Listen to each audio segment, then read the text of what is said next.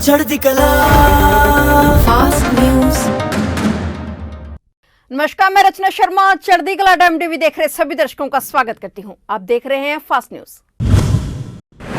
प्रधानमंत्री नरेंद्र मोदी के संसदीय निर्वाचन क्षेत्र वाराणसी समेत उत्तर प्रदेश के 9 जिलों की 54 विधानसभा सीटों पर चुनाव के 7वें और अंतिम चरण के तहत मतदान आज सोमवार सुबह 7 बजे से शुरू हो गया है। 7वें चरण में वाराणसी, चंदौली, भदोही, मिर्जापुर, रॉबर्ट्सगंज, गाजीपुर, मयू, आजमगढ़ और जौनपुर जिलों के 54 विधानसभा क्षेत्रों में मतदान हो रहा है। बता दें कि 2017 के विधानसभा चुनाव में 7वें चरण की इन 54 सीटों में भाजपा और उनके सहयोगी अपना दल एस और सुहेल देव भारतीय समाज पार्टी सुबह सपा को कुल 36 सीटें मिली थी। इनमें भाजपा को 29, अपना दल एस को 4 और सुबह सपा को 3 सीटें प्राप्त हुई थी। उत्तर प्रदेश विधानसभा चुनाव के पूर्ववर्ती 6 चरणों में 349 विधानसभा क्षेत्रों में मतदान हो चुका है। विधानसभा चुनाव के नतीजे 10 मार्च को घोषित किए जाएंगे। प्रधानमंत्री नरेंद्र मोदी के संसदीय निर्वाचन क्षेत्र वाराणसी समेत उत्तर प्रदेश के 9 जिलों की 54 विधानसभा सीटों पर चुनाव के लिए 7वें और अंतिम चरण के तहत आज मतदान हो रहा है। प्रधानमंत्री नरेंद्र मोदी ने यूपी के लोगों से बढ़ चढ़कर मतदान करने की अपील की है। पीएम मोदी ने ट्वीट किया है कि उत्तर प्रदेश में आज लोकतंत्र के महायज्ञ की पूर्ण आहुति का दिन है। सभी मतदाताओं से मेरा आग्रह है कि वे विधानसभा चुनाव के 7वें और आखिरी चरण के मतदान में पूरे जोश खरोश से भाग लें और वोटिंग का नया रिकॉर्ड बनाएं। उत्तर प्रदेश के मुख्यमंत्री योगी आदित्यनाथ ने भी अंतिम चरण में हो रहे मतदान के लिए सभी सम्मानित मतदाताओं से वोट डालने की अपील की है। उन्होंने ट्वीट कर कहा कि प्रदेश में आज विधानसभा चुनाव 2022 का अंतिम चरण है। सभी सम्मानित मतदातागण राष्ट्रवाद, विकास और सकुशल की विजय के लिए मतदान अवश्य करें। आपका एक वोट माफियावादियों, दंगावादियों और घोर परिवारवादियों से आपके प्रदेश को बचाएगा। अतः पहले मतदान करें और फिर जलपान करें। बता दें कि विधानसभा चुनाव के 7वें और अंतिम चरण के लिए मतदान शुरू हो गया है। 7वें और अंतिम चरण में 9 जिलों की 54 सीटों पर वोटिंग चल रही है। यूक्रेन के शिक्षा एवं विज्ञान मंत्री सेरेही शकलेट ने कहा है कि सुमी शहर में करीब 1700 विदेशी छात्र फंसे हुए हैं। शकलेट ने कहा है कि आज तक सुमी में लगभग 1700 विदेशी छात्र फंसे हुए हैं और हम लगातार उनके संपर्क में हैं। छात्र बंकरों में सुरक्षित हैं। उन्हें गर्म भोजन, खाना, पानी उपलब्ध कराया जा रहा है क्योंकि इस समय उनको वहां से निकलना सभी के लिए खतरनाक साबित हो सकता है। यूक्रेन में जंग के बीच मोदी सरकार युद्धग्रस्त क्षेत्रों से भारतीय छात्रों को सुरक्षित बाहर निकालने की कोशिशों में जुटी हुई है। पिछले दिनों यूक्रेन में हरजोत सिंह को गोली लगी थी और घायल हो गया था। घायल हरजोत सिंह की सेहत में अब पहले से काफी सुधार है और वह जल्द ही भारत लौटेगा। एम्बुलेंस में घायल हरजोत सिंह ने सोमवार सुबह पोलैंड बॉर्डर क्रॉस कर लिया है। पोलैंड बॉर्डर क्रॉस करने से पहले हरजोत ने अपना एक वीडियो संदेश भेजा है और भारत का शुक्रिया अदा किया है। हरजोत ने बताया कि वह अभी एम्बुलेंस में है और वह सब ठीक है। प्लेन में बोर्डिंग करते हुए वह वीडियो नहीं बना पाएगा और इसलिए अपनी संदेश को वह वीडियो के माध्यम से सभी तक पहुंचाना चाहता है। अभी तक का सफर काफी सख्त और मुश्किलों भरा था, लेकिन दिल में उमंग की थी कि अपने देश में जाना ही जाना है। बता दें कि हरजोत का पासपोर्ट गुम हो चुका है, लेकिन भारत सरकार ने स्पेशल सुविधाएं देते हुए हरजोत को भारत लाने की तैयारी की है। खुद केंद्रीय मंत्री वीके सिंह ने ट्वीट कर इसकी जानकारी दी थी।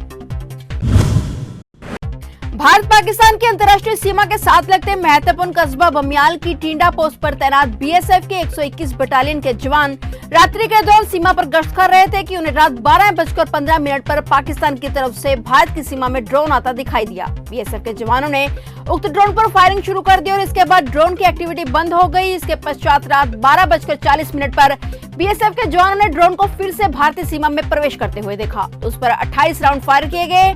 फायरिंग के बाद ड्रोन की एक्टिविटी बंद हो गई और इसकी सूचना पुलिस को दी गई। इसके बाद ड्रोन एक्टिविटी देखे जाने वाले स्थल पर सर्च ऑपरेशन चलाया गया, परंतु कोई भी संदिग्ध वस्तु वहां पर प्राप्त नहीं हुई। तरन खेमगंज जिले के अधीन पड़ती भारत पाक सरहद में भी बीती रात बीएसएफ द्वारा पाकिस्तानी ड्रोन को गोलियां मारते हुए खदेड़ दिया गया। इसके बाद मौके से जहां ड्रोन को बरामद कर लिया गया, वहीं 4 किलो 410 ग्राम हेरोइन भी कब्जे में किए जाने का मामला सामने आया है। बीएसएफ व जिला पुलिस की तरफ से शानदार तलाशी अभियान जारी है। जानकारी के मुताबिक बीती रात करीब 3 बजे 103 बटालियन के जवानों की तरफ से सरहद पर कंटीली तार के नजदीक गश्त की जा रही थी। इस दौरान पाकिस्तान की तरफ से भारत सरहद के अंदर दाखिल हो रहे ड्रोन को देख बीएसएफ के जवान अलर्ट हो गए। बीएसएफ ने फायरिंग करते हुए ड्रोन को नीचे फेंक दिया और इसके बाद मौके से ड्रोन के साथ बंधी हुई 4 किलो 410 ग्राम हेरोइन की खेप बरामद की गई। इस बरामद की गई हेरोइन की कीमत करीब 22 करोड़ रुपए बताई जा रही है। यूक्रेन जंग की आग में जल रहा है। रूसी हमले 12 दिन से जारी हैं। इस बीच भारत के प्रधानमंत्री नरेंद्र मोदी आज यूक्रेन के राष्ट्रपति वोलोडोमिर जेलेंस्की और रूस के राष्ट्रपति व्लादिमीर पुतिन से फोन पर बात करेंगे। भारत सरकार के उच्च पदस्थ सूत्रों ने इसकी जानकारी दी है। यूक्रेन के राष्ट्रपति पहले ही भारत से अपील कर चुके हैं कि भारत रूस से बात करे और हमले रोकने में मदद करे। इससे पहले प्रधानमंत्री नरेंद्र मोदी ने बुधवार को रूस के राष्ट्रपति व्लादिमीर पुतिन से भी फोन पर बातचीत की थी। पीएम मोदी ने यूक्रेन में फंसे भारतीयों को सुरक्षित निकालने के लिए पुतिन से चर्चा की। उत्तर प्रदेश के बुलंदशहर में एक बड़ी खबर सामने आई है, जहां पॉलिटेक्निक कॉलेज में ब्लास्ट हुआ है। इस घटना से पूरे कॉलेज परिसर में हड़कंप मच गया। जानकारी के मुताबिक पॉलिटेक्निक कॉलेज के हॉस्टल में किचन के अंदर गैस सिलेंडर फटा है और इस हादसे में पॉलिटेक्निक कॉलेज के 10 छात्र समेत 13 लोग झुलस गए हैं। इनमें से 2 की हालत अभी भी नाजुक बनी हुई है। हालांकि सभी छात्रों को रेस्क्यू कर अलीगढ़ आईएलएफ मेडिकल सेंटर में भर्ती कराया गया है। कहा जा रहा है कि खाना बनाने के दौरान किचन में अचानक 5 किलोग्राम वाले गैस सिलेंडर में ब्लास्ट हो गया। बुलंदशहर के डिबाई तहसील के पीछे स्थित राजकीय पॉलिटेक्निक कॉलेज के छात्रावास का ये मामला बताया जा रहा है।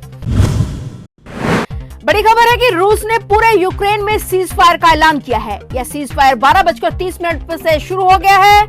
इस युद्ध में फंसे लोगों को निकालने के लिए ह्यूमन कॉरिडोर बनाया गया है। यह दूसरी बार है जब रूस ने यूक्रेन में सीज फायर का ऐलान किया है। इससे पहले 2 शहरों में सीज फायर किया गया था। हालांकि रूस ने इसे कुछ ही घंटों में खत्म करके बमबारी फिर से शुरू कर दी थी। देश में कोरोना की तीसरी लहर का असर अब धीमा पड़ गया है। भारत में एक दिन में कोरोना के 4,362 नए मामले सामने आने के बाद देश में कोरोना संक्रमितों की कुल संख्या 4,29,67,315 हो गई है। 17 मई 2020 के बाद से देश में सामने आए ये सबसे कम दैनिक मामले हैं। आंकड़ों के मुताबिक देश में 66 और लोगों के संक्रमण से मौत के बाद मृतकों की संख्या बढ़कर 5,15,102 हो गई है। वहीं देश में अब एक्टिव केसों की संख्या 54,118 हो गई है, जो कुल मामलों का 0.13% है। देश में अब तक कुल 4,23,98,096 लोग संक्रमण से मुक्त हो चुके हैं। वहीं राष्ट्रव्यापी टीकाकरण अभियान के तहत अभी तक कोरोना रोधी टीकों की 178,90,00,000 से अधिक खुराकें दी जा चुकी हैं। फिलहाल फास्ट न्यूज में इतना ही। तब तक के लिए देखते रहिए चढ़ती कला टाइम टीवी और मुझे दीजिए इजाजत। धन्यवाद। चढ़ती कला फास्ट न्यूज।